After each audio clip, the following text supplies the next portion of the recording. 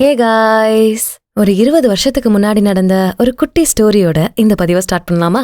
ஒரு சின்ன கிராமம். அதுல குமார்னு ஒரு பையன். ஒரு 20 வயசு தான் இருக்கும். வெறும் ஸ்கூல் படிப்பை மட்டும் முடிச்சு தெரிஞ்ச சின்ன சின்ன வேலையெல்லாம் செஞ்சு அவனோட குடும்பத்தை காப்பாத்திட்டு வந்தான். வெளியே பாக்குறதுக்கு எல்லாமே சரியா இருக்க மாதிரி தோணாலும் குமாரோட மைண்டுக்குள்ள அவனுக்கு இருந்த ஒரு பெரிய பிரச்சனை எப்பவுமே அவனோட மைண்ட்ல ஓடிட்டே இருந்தது. அது என்னன்னா, எந்த ஒரு புது விஷயத்த செய்ய நினைச்சாலோ இல்ல சாதாரணமா ஒரு டெசிஷன் எடுக்கிற சூழ்நிலை வந்தாலோ மனசுக்குள்ள ஒரு பெரிய தயக்கம், பெரிய போராட்டம் இருந்துகிட்டே இருக்கும். பயத்தோட ஒரு எட்ஜுன்னு கூட அதை சொல்லலாம். ஆனா பாக்குறதுக்கு தைரியமான பையனா, கொஞ்சம் போல்டான ஆள் மாதிரி தான் தெரியும். ஆனா அவனுக்குள்ள இந்த பிரச்சனை இருக்குன்னு அவனோட பேரண்ட்ஸுக்கே தெரியாது. நல்ல அப்பா அம்மா, தங்கச்சி தம்பின்னு ஒரு கூட்டு குடும்பமா வளர்ந்தாலும் இந்த ஒரு விஷயம் மட்டும் அவனுக்குள்ள ஒரு மன போராட்டத்தை கொடுத்துக்கிட்டே இருந்தது.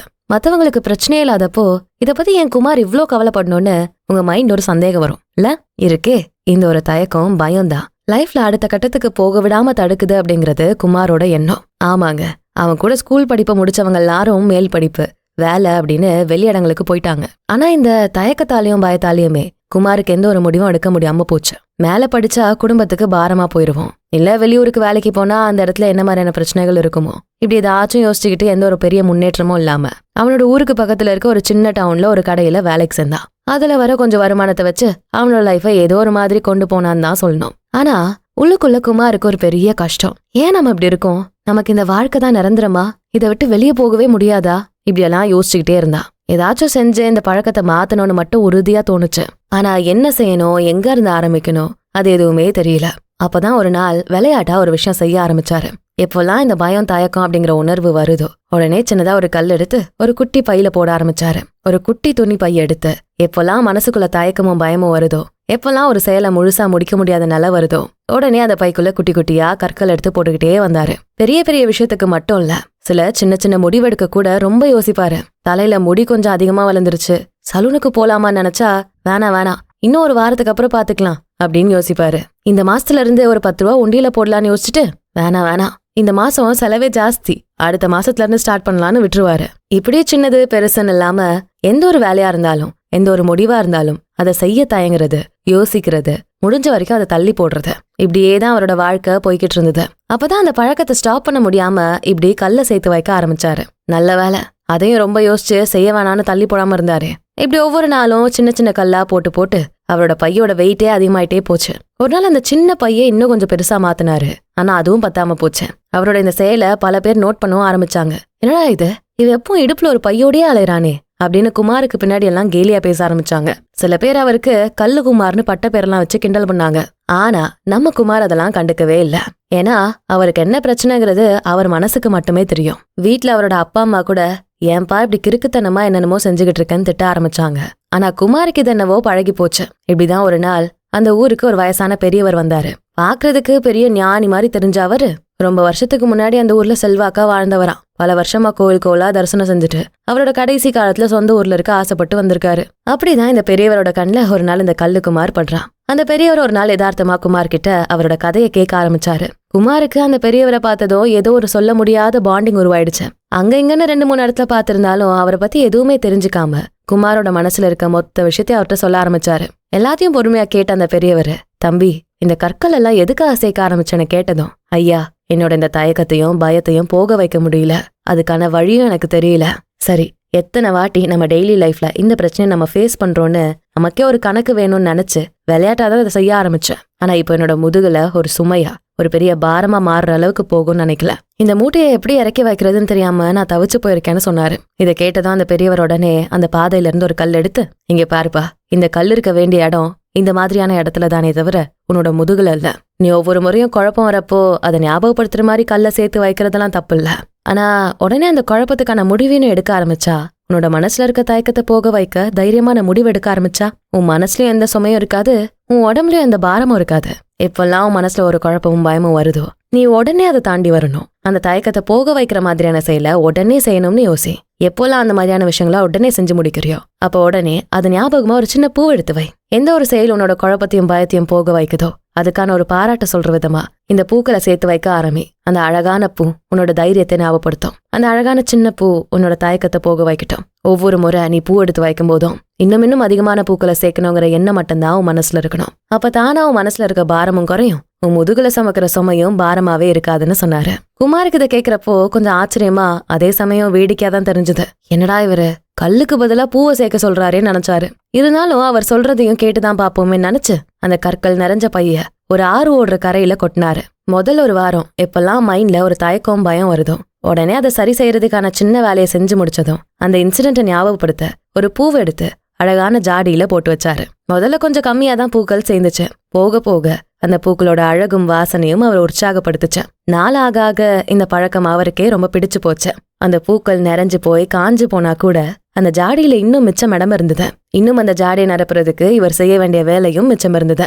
இப்படியே அவரோட மனசுல இருந்த தயக்கம் பயம் குழப்பம்னு எல்லாமே ஒரு நாள் காணாம போச்சு. அவரோட வீட்டுல அந்த காஞ்சு போன பூக்களோட வாசனை நிறைஞ்சிருந்த மாதிரி குமாரோட வாழ்க்கையும் பயம் தயக்கம் குழப்பம் இல்லாம தெளிவா சந்தோஷமா நிம்மதியா அழகானதா மாறுச்சு. அதுக்கப்புறம் கேட்கவா வேணும், அவரோட திறமைக்கு ஏத்த மாதிரி சொந்தமா ஒரு தொழில் தொடங்கினாரு. அந்த தொழிலுக்கு தேவையான புது விஷயங்களை கத்துக்கிட்டாரு. இந்த தயக்கமும் இல்லாம அடுத்தடுத்த இடத்துக்கு முன்னேறி போனாரு. அவரோட மனசுக்கு பிடிச்ச மாதிரி ஒரு பொண்ணை பார்த்து கல்யாணம் ஆச்சு. அழகா 2 குழந்தைங்க இருந்தாங்க. தம்பி தங்கச்சியும் நல்லா படிக்க வச்சு அவங்களோட லைஃபையும் செட்டில் பண்ணாரு. லைஃப் ரொம்ப ஹாப்பியா நிம்மதியா அழகா இருக்கிறத ஒவ்வொரு நாளும் அனுபவிச்சு வாழ்ந்தாரு. அந்த பெரியவரையும் மறக்கல. அவர் இறந்த அப்புறம் அவரோட நினைவா அந்த ஊர்ல ஆத்தோரமா ஒரு மண்டபத்தை அவர் கட்டினாரு. சுத்தியும் பல பூச்செடிகளை அவர் நட்டு வச்சாரு. ஒரு நந்தவன மாதிரி அந்த இடமே அவ்வளவு அமைதியா தெய்வீகமா இருந்தது.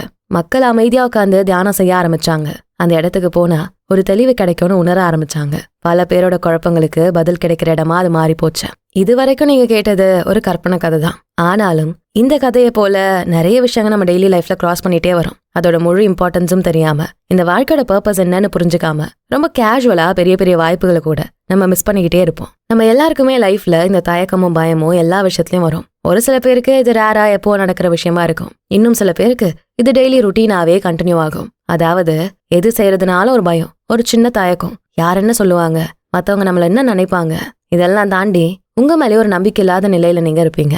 அதாவது நம்ம இதை செய்யலாமா, நம்மளால இதை கம்ப்ளீட்டா முடிக்க முடியுமா, இதுல ஏதாச்சும் ப்ராப்ளம் வந்தா எப்படி ஹேண்டில் பண்றது, எல்லாத்தையும் விட இது சரியா தப்பா. வடிவேல ஒரு காமெடி சீன்ல சொல்ற மாதிரி நான் இதுக்கெல்லாம் சரிப்பட்டு வருவேனா, இப்படி உங்க மைண்ட்ல பல கேள்விகளும் குழப்பங்களும் ஓடிக்கிட்டே இருக்கும். இதனால எந்த ஒரு சின்ன வேலையும் சரியா செய்ய முடியாம லைஃப்ல எந்த ஒரு பெரிய அச்சீவ்மெண்ட்டையும் செய்ய முடியாம போகும். ஒரு நார்மல் லைஃப்ல செய்ய வேண்டிய விஷயங்களை கூட ஒழுங்கா செய்ய முடியாம போகும். அப்புறம் எங்க இருந்து முன்னேறி போகிறது? சின்ன சின்ன விஷயங்களை செய்ய தயங்குறவங்க லைஃப்ல எவ்வளவு பெரிய ஆப்பர்ச்சுனிட்டி கிடைச்சாலும் ஈஸியா அதை தள்ளி விட்டுருவாங்க. ஒண்ணு பயந்து, இல்லனா நம்மளால அதை செய்ய முடியுமான்னு தயங்கி. எப்படியோ இந்த ரெண்டுமே நமக்கு எந்த வகையிலும் யூஸ் ஆகாத ஒண்ணுதான். நீங்க கேட்கலாம், அப்ப எதுனாலும் பயமே இல்லாம தயக்கம் இல்லாம செஞ்சிடலாமா, விளைவுகளை பத்தி யோசிக்க தேவையில்லையான்னு? கண்டிப்பா யோசிக்கணும். எந்த செயல் உங்களுக்கு நல்லதா அமையும், எதை செஞ்சா உங்க லைஃப் அடுத்த கட்டத்துக்கு கொண்டு போக முடியும், எது உங்க முன்னேற்றத்துக்கு வழியா இருக்கும்னு யோசிக்க தெரியணும். அந்த செயல்களை செய்யவோ அதை அடுத்த கட்டத்துக்கு கொண்டு போகும்னு நினைக்கிறதுல தப்பே இல்ல. ஆனா மத்தவங்களுக்கு கெடுதலான விஷயங்களை செய்யவும் இன்னொருத்தரோட லைஃபை கெடுக்கிற விஷயங்களை செய்யற நிலைமை வந்தா ஒரு முறை இல்ல பல முறை யோசிக்கணும். அந்த மாதிரியான விஷயங்களை செய்ய ரொம்பவே பயப்படணும். மத்த எந்த வேலையை செய்யவும் கூட இருக்கவங்களுக்கு உதவி செய்யவும் உங்களோட சொந்த வேலையை செய்யவும் என்னைக்கும் யோசிக்க கூடாது. நீங்க தயங்கவே கூடாது. சொல்றதெல்லாம் கேட்க நல்லாதான் இருக்கு, ஆனா இந்த விஷயத்தெல்லாம் யார் அவ்வளோ சீரியஸான பிரச்சனையா யோசிக்கிறாங்க? புதுசா ஏதாச்சும் செய்யணும்னா இல்ல நம்ம தகுதிக்கு மீறின விஷயங்களை செய்ய வேண்டிய நிலைமை வந்தா நமக்கு ஆட்டோமேட்டிக்கா இந்த தயக்கமும் பயமும் வரதானே செய்யுது. அதை கண்ட்ரோல் பண்றதெல்லாம் முடியற காரியமா? இப்படி உங்க மைண்ட்ல இந்நேரம் பல கேள்விகள் வந்திருக்கும். பிரச்சனையை மட்டும் சொல்றது நம்ம ஸ்டைலே இல்லையே, பிரச்சனைக்கான சொல்யூஷனையும் சொல்றதுதானே நம்ம வழக்கம். இது வரைக்கும் இப்படி ஒரு பிரச்சனை இருக்கிறத பத்தியே யோசிக்காம இருந்தா இப்போ இன்னும் கொஞ்சம் கவனமா அதை பத்தின எண்ணங்களை உங்க மைண்ட்ல உருவாக்கிருக்கும். இது வரைக்கும் இப்படி பயந்து செய்ய யோசிச்சு தயங்கி எவ்வளவு நல்ல வாய்ப்புகளை நீங்க மிஸ் பண்ணிருக்கீங்கன்னு கொஞ்சம் யோசிச்சு பாருங்க. பெரிய அளவுக்கு இல்லைனா கூட கொஞ்சம் சின்ன சின்ன லெவல்ல உங்க டெய்லி ருட்டீன்ல கூட இந்த மாதிரி ஏதோ ஒண்ணு நீங்க செய்ய தயங்கிருப்பீங்க. ஆனா நாள் ஆக ஆக அதுவே உங்களோட பெரிய பிரச்சனைக்கு காரணமா இருந்திருக்கும். ச்சே, அன்னைக்கே இதை செஞ்சிருக்கலாம், இப்ப இந்த நிலைமையே வந்திருக்காது. அன்னைக்கே கொஞ்சம் காசு சேர்த்து அந்த இடத்த வாங்கி போட்டிருக்கலாம். இன்னொரு ஸ்டேட்ல கிடைச்ச அந்த ஜாப்ல யோசிக்காம ஜாயின் பண்ணிருக்கலாம். அந்த ஒரு நபர்கிட்ட நம்ம மனசுல இருக்கிறத சொல்லிருக்கலாம். இப்படி நீங்க செய்யாம விட்டு செய்ய தயங்கின விஷயங்களை மிஸ் பண்ணாத நினைச்சு ஃபீல் பண்ணாத நாளே இல்லைன்னு சொல்லலாம். இந்த மாதிரி ஃபீல் பண்ணாம இருக்கவும் உங்களுக்கு கிடைக்கிற நல்ல வாய்ப்புகளை சரியா பயன்படுத்தவும் லைஃப்ல அடுத்த கட்டத்துக்கு முன்னேறி போகவும் உங்க மைண்ட்ல இருக்க அந்த பயத்தை தயக்கத்தை குழப்பங்களை போக வைக்கிறது எப்படின்னு தெரிஞ்சுக்க போறோம். முதல்ல இந்த உணர்வுகளோட ஸ்டார்டிங் பாயிண்ட் என்னன்னு யோசிக்கணும். சில பேருக்கு அவங்க வளர்ப்பு குடும்ப சூழல் இந்த ஒரு உணர்வு உருவாக காரணமா இருந்திருக்கும். இன்னும் சிலருக்கு சோஷியல் கம்பேரிசன் கூட இந்த பிரச்சனைக்கு ரீசனா இருக்கும். எப்பவும் மைண்டுக்குள்ள ஒரு கம்பேரிசன் ஓடிக்கிட்டே இருக்கும். படிப்பு லைஃப் ஸ்டைல் கேரக்டர்னு எல்லாத்தையும் யாராவது ஒருத்தர் கூட உங்களை கம்பேர் பண்ணிக்கிட்டே இருப்பீங்க. அதனால எல்லாத்துலயும் ஒரு தயக்கம் இருக்கும். உங்களோட திறமையை வெளிப்படுத்த வாய்ப்பே இல்லாத ஒரு நிலைக்குள்ள உங்களை நீங்களே தள்ளியிருப்பீங்க.